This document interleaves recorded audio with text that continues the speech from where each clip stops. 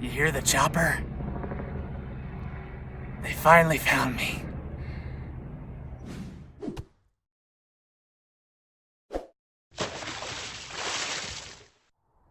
Hey, welcome to On 3. Typically when I build a shelter, I'd look for something that's already been made by nature that saves you lots of time and lots of effort. Something like this down tree right here that's still solidly supported and it's not going to go anywhere would be a fantastic place to start building. Kind of just clear off the area and then start laying in your logs to build your structure and to waterproof it and get it a little bit more insulated. When you're in certain areas, what I like to do is try to mimic and build shelters the way that the natives would do. In this area, we are in South Dakota, and the Lakota Indians would build teepees here. But you need, for a teepee, you need long poles, obviously, and then you need some sort of covering, which they use animal hides, buffalo hides, which I don't have access to. A more modern version of that would be like a tarp, but I don't have that either. So what I'm gonna probably end up doing is doing more of a lean-to type shelter. So anytime you're building a shelter out of natural materials, it's always a good idea to kind of utilize existing structures, so it saves you lots of work. If you've ever built a natural structure, it takes a ton of effort, lots of time. So if you can utilize what you have here already, like these walls of rock around me, I'm already kind of envisioning what I'm gonna build. I've got a wall here, I've got a wall here, kind of a wall behind me, and then maybe I could build a fire right here in this corner, and then these rocks will reflect any heat back, and I'll close in everything except maybe this one opening right here in front of me, and I'll be nice and snug and protected from any elements that will happen. Thunderstorms in this area in the evenings are super common, and this would probably be a pretty good spot to keep me out of those elements. Yeah, that's good. We'll just keep working it. So another key thing to remember, if you do have a tool like this and you're out in the wild and you actually need this tool, it's important to remember not to lay it down just anywhere, because if I lay this thing down, this brown rusty tool, it blends into the environment really well and I can lose it easy. So I need to keep close watch on this thing and kind of keep it in my hand the entire time. Keep the sheath on it when you're moving around so you don't accidentally cut yourself. I've cut myself pretty bad with an axe before, and it's not something you want to do if you don't have immediate medical attention nearby. So shelters can be built without tools as well. You don't necessarily need a tool to do the job. The best way to break branches, break logs, ideally you're going to use down and dead stuff because it's going to be easier to snap, it's drier. But you can break them. You can break them between two trees that are relatively close together. Just slide it in there. Put the spot that you want it to break on, the length that you want your piece of wood, right on the tree that's closest to you. You can pull on the logs. You can do that, but if I do it this way, and I pull on this log, and this was a sturdier log than this, if I pulled on it and it snapped suddenly, it might come back and whack me. So the safest and easiest way to do it is just kind of put it on your hips like this, put it low on the hips, and just walk until it snaps. And that's a real precise break, exactly where I wanted it to break, and that's the length that I need. So I'm still kind of in the preliminary planning stages of this shelter. I'm working out the framework and exactly where I want everything to go. And as I'm building, I'm kind of planning it out and thinking it through. One thing that I see that I mentioned earlier is that there might be some water running down this little crack here in the rocks. And that's not a huge deal unless you're laying directly on the ground. If you're laying directly on the ground, you're going to get soaked. So what I would do here is I'm going to dig a small little trench right here in the middle of my shelter, and I'm going to build my bed over top of it. And any water that comes down through this crack in the rocks will shed through here. And I'm going to save all this pine straw here for my bedding as long as it's dry. So I'm going to dig a small trench right here so it has a place to go and easily escape out. Water's just going to travel the path of least resistance. So if I dig my trench here with my stick and then build my bed over top of it without anything touching it really, this low part of the trench, the water will have an easy way out and not get me wet. So the bed's coming along. You can see I've laid logs across the trench that I dug, and nothing's going to impede the water still, so the water can still run down through this crack. Not that it's going to be a gully washer. It doesn't appear to be any evidence of a river running through here or anything, but just in case some water should trickle through, that gully is left open, that little trench is left open, and all of my logs that I'll be laying on top of will allow that water to flow through, and it won't get me wet. I'm building the structure really small and compact, so if it gets cold, it'll keep in some of my body heat, and I'm planning on building a fire right here. I'm going to move all this pine straw, obviously, but I'm going to build a fire right here so smoke can escape out the front of the structure, a small fire, and that'll help heat me up as well. I got to finish building up here. This is kind of where my head's going to go. Where my head's going to go right there, and I can stay kind of curled up in this little shelter here and stay out of the elements and hopefully keep me relatively dry. Now, it won't be waterproof, but it'll be water resistant, and it'll keep most of the rain off of me. This will protect me. This big rock wall is fantastic, keep a lot of wind and rain off. This rock wall will keep a lot of wind and rain off, and then my really steep pitched roof will help shed a lot of the water if it does come in from this direction.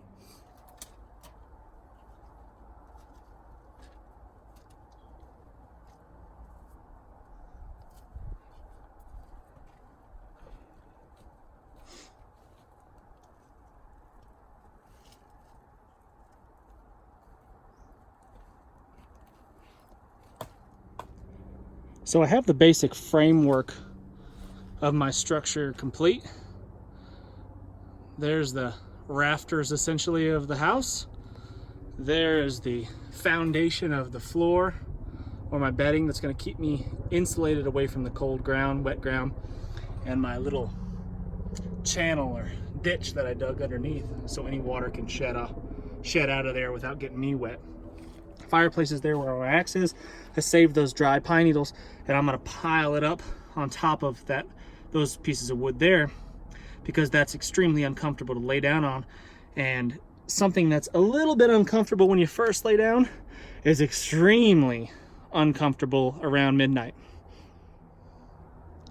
So instead of clearing off all of my branches or limbing all of my branches that I used for my structure away from my shelter, I drug the entire branch over here and then cleared off or limbed all of the branches here. So now I can use this stuff here to pile all on top of my shelter. So now what I'm doing in an attempt to waterproof this shelter or water resist this shelter is lay all these pine boughs on top of it, starting at the bottom and kind of working my way up just like you would with shingles. And in theory, if I point most of these pine needles facing downhill, any water that hits it will run off of one onto the next, onto the next, and onto the next, and eventually make it down to the bottom of my shelter without getting inside. And that's the theory. It won't be perfectly waterproof, but if I can get this thick enough and laying the pine needles in a downward direction, it should be fairly watertight. Now when I get inside, what I can do is get inside, lay down in my shelter how I would be sleeping, and kind of look up and see where there's any daylight or where any issues might be, where some rain might trickle its way down on my forehead in the middle of the night and freeze me to death. And just a little drip of water can make a big difference. Just a tiny drip of water can really soak you. So as best you can, get it completely shut off and completely dark where you can't see through. I'm gonna leave a small hole right here. I'm gonna leave a small hole right here so it can ventilate. So when I make a fire behind the camera there, that hopefully it doesn't completely smoke me out and just make a smokehouse, and it'll draft a little bit better. If it was going to be really cold tonight, I'd probably shut that in a little bit more, but it's not going to be freezing cold, so I think this will be sufficient. Go ahead.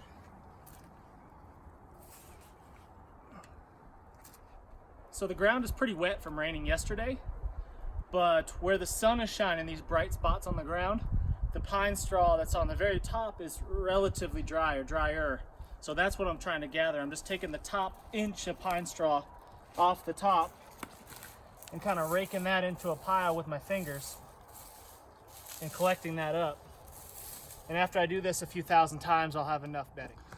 So I'm just gathering some rocks now to build a fire ring in my shelter to keep the hot coals and stuff from spreading to basically the big giant tinder bundle that I've created as my home. So, gathering some rocks, piling them around in a circle. Real simple, doesn't have to be pretty. It just needs to get the job done.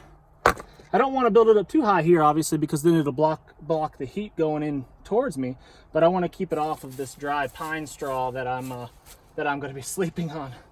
So I'll build it up just a little bit, and then all these walls here will kind of reflect a lot of that heat back in towards me too. So just to protect myself a little bit, I'm going to build it up.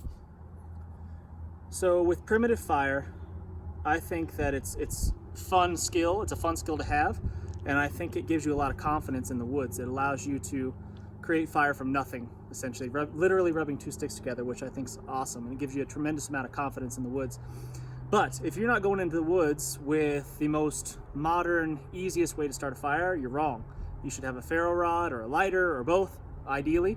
Our ancestors didn't go into the woods, didn't live without the most modern way to start fire. This may have been the most modern way to start fire, but they collected it beforehand.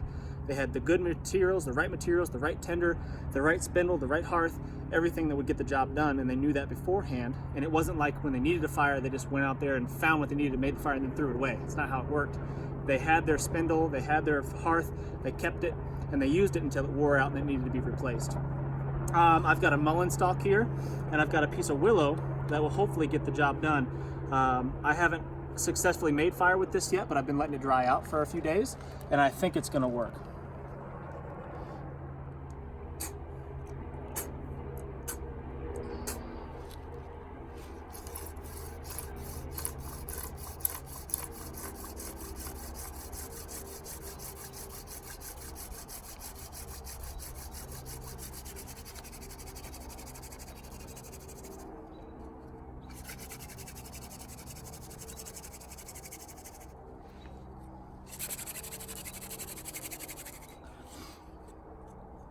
The hearthboard's moving.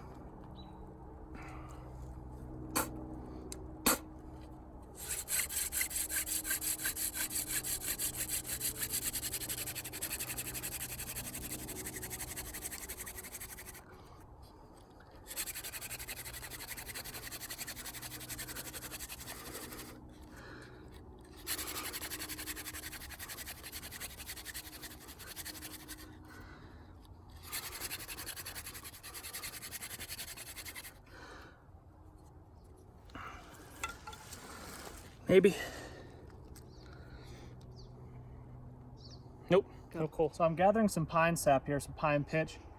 Not only because it's a good fuel, a good accelerant for my fire when I'm trying to get it started, but also I've got a lot of friction going on in my hands from my hand drill, and I want to get more traction, less friction. So if I put a little bit of sap on my hands, hopefully I'll get a little stick on there, and the spindle won't be sliding in my hands and causing it to give me a giant big blister.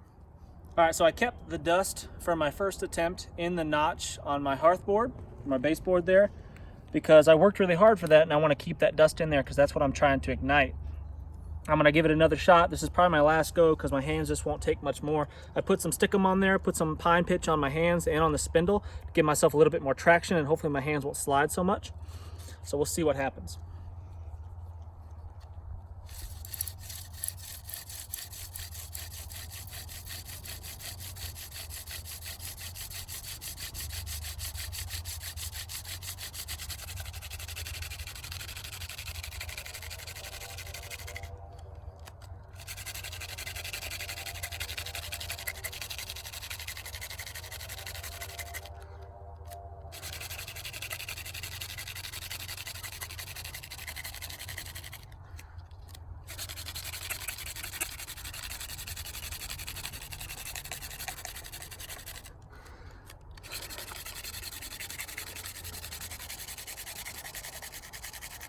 That's all I got. If that's not an ember, then I just don't have one.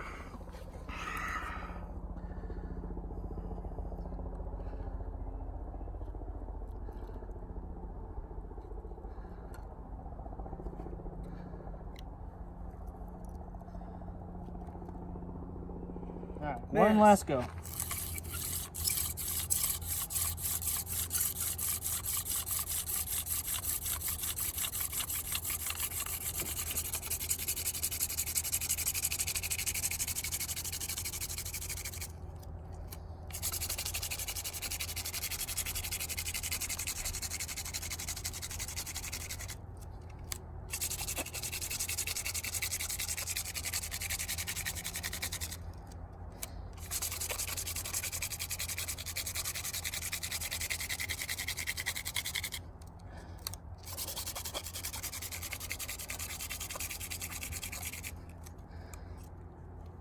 That's all I got. Maybe. Just maybe.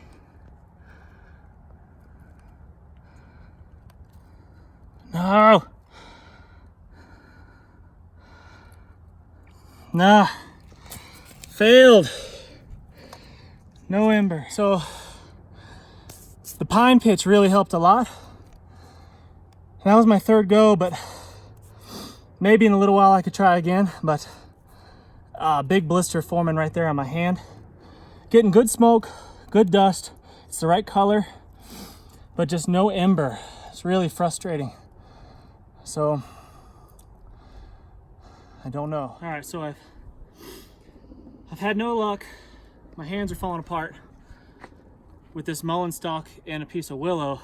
I have a piece of yucca, so I'm gonna try this mullein stalk on the yucca. I have another piece of yucca over here that wasn't working either, so just hopefully I can find the right combination of the two pieces. So I'm gonna give it a shot here and see what happens.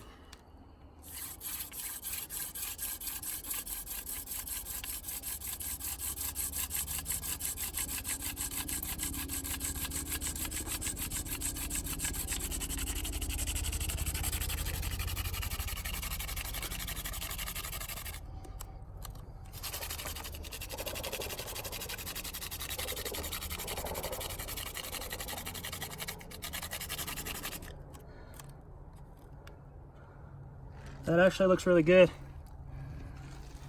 Okay, so I've got a coal shoot, but it fell off. Oh no! I can save it. Maybe. I got an ember finally, but the camera battery died, and if the camera didn't catch it, it didn't happen. So I'm gonna go one more time. One more time. Pine pitch on my hands has actually helped a ton. That's a really good tip if you're just learning how to do this stuff. Gives me lots of good traction, and it doesn't let I can get a lot of downward pressure on the spindle, and my hands aren't sliding on it, you know, so I can get a lot of force going down.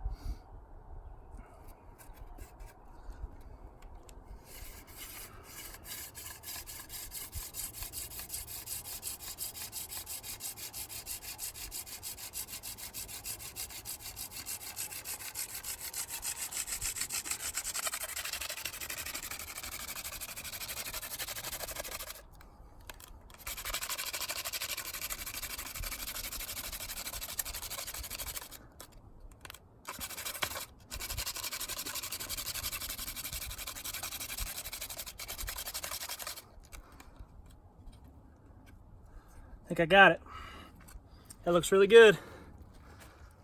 So I'm really carefully moving my hearth board away and my spindle. Ooh, I said carefully. I'm gonna let that grow and protect it. I'm gonna very gently put it in to my bird nest. Slowly cover it up. Give it a little air as I work my way over to my fire pit.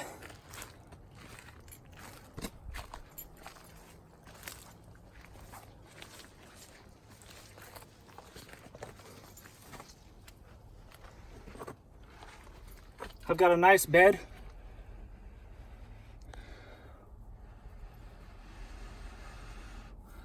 for my fire lay.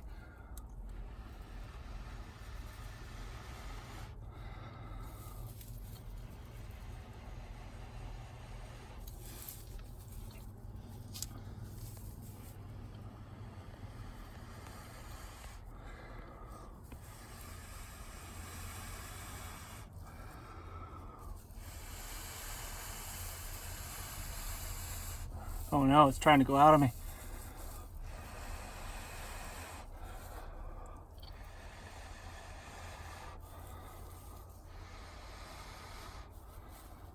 Oh no, the ember went away. This grass is the driest grass on the face of the earth. Oh. Alright, so I was so close. I had an ember, put it in my tinder bundle, and for some reason it didn't catch up. This grass is extremely dry, so I don't know what the deal is. So what I did was I took a bit of the grass and I really broke it down extremely fine, really, really fine. And I'm gonna put my ember right in that spot right there. And if that doesn't catch up, we're just gonna be cold. All right, so here we go.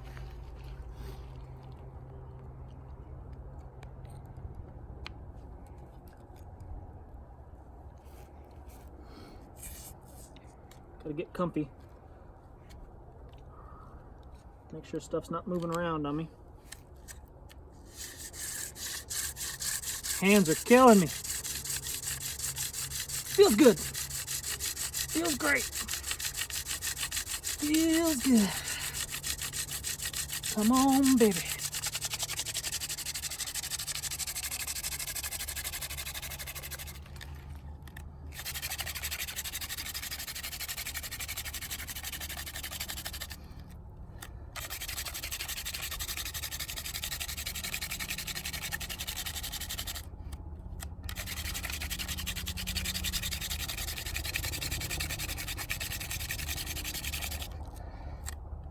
Good smoke. That's good smoke. That's an ember. Okay. So we got an ember. Take my time. Patience. Don't get in a hurry. I'm gonna dump it in there. All the dust. I'm gonna try to close it up. Real gentle like.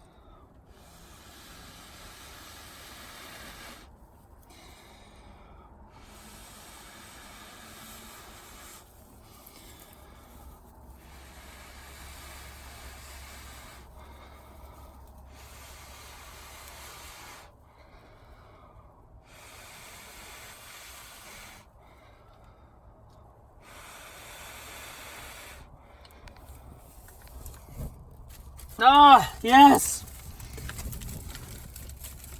I get my sticks on there without putting it out, hopefully. Nice dry little sticks.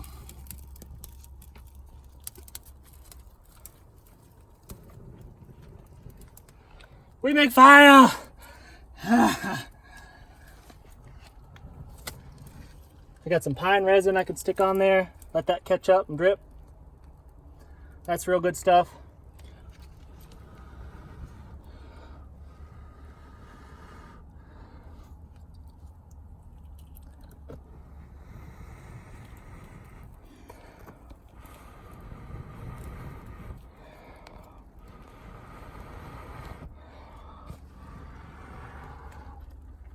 There we go. It's catching up. The pine resin's catching up now. Pine resin's catching up. All the sticks are catching on fire. I think we're out of the woods. Well, not literally, we're still in the woods, but the fire's going. My hands, look at this. The pine pitch worked for sure, but that's not coming off. You gotta wear that off or put gasoline on it or something. But it did save my hands a little bit. They were getting really beat up. You can see me still shaking from the effort. But I've got a fire. I just got to make sure the flames don't get too high in here. If I keep my flames nice and low, get my axe out of the way so it doesn't catch on fire. Keep my flames relatively low. Let that pine pitch burn and keep it consistently going. And then I can stack up some firewood here and just feed it throughout the night. And if I get in here, nice and cozy like, and cuddle up, I can stay relatively warm, relatively dry, and comfortable. And the fire is just a huge, big boost, you know. That's probably the hardest hand drill fire I've ever done. It took me forever. I don't know how many attempts that was, but it was a lot. So I got to keep my fire kind of low, smash it down a little bit, keep it from getting too high so I don't catch my giant, big, tender bundle of a house on fire. But I got it, and it feels good. Feels good. So we're gonna climb into my humble abode. It's a tight squeeze, which is good because a small house is easy to cool and heat. A large house is very difficult. This one is just big enough where I can sit kind of cross-legged Indian style here in my shelter next to the fire and be protected from the elements. But it's not any bigger than that. A big shelter is a waste of energy, it's a waste of resources, and it's a waste of time. A small shelter just big enough for me to sit up like this in, do small little tasks, in front of the fire and stay warm and dry if the weather was bad, lay down long enough for me to lay down completely without something dangling out to get wet and then have my pants or something wick water up my legs. We don't want any of that.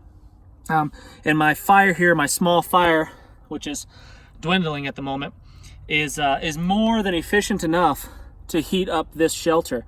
Now, if it was really, really cold, I could close it in completely and really wrap myself up, except for maybe a small little breather hole on each side so my fire can draft. And then just my body heat, if it was really, really closed in and really, really well insulated, my body heat could generate enough heat in here, and that shelter, if it was dense enough, could trap that heat in there to keep me just a little bit warmer and a little bit drier. Okay, go ahead. So this position on my fire is working really good. I'm kind of on an uphill slope here, which is cool because the heat is just flowing up through my shelter and it's drafting really well. The smoke is going up out the front and drafting up through this hole that I left in the top. So I'm glad that I left this portion open. But it's really warm and cozy in here. So if it was to get really cold tonight, freezing temperatures, if it might get down to, might get 40s, 30s, something like that. If it was to get that cold, this would be awesome just to keep this fire stoked in a little bit each time. Sleep about 20 minutes till it goes out, blow it back to life. Just make sure I have lots of little kindling and stuff to keep it going all night long. But this shelter I think would work out really, really nice. If it came a torrential downpour, I think I'd be okay. I mean, I'd get wet a little probably, but nothing like if I was just sleeping out in the open. So it would definitely do its job. And this fire would keep me warm and help dry out anything that should happen get wet. I could hang my clothes up here or something, wrap it around some of these sticks, hang my socks up to dry them out. But I think it would be a really good, if not ideal, situation for like a survival.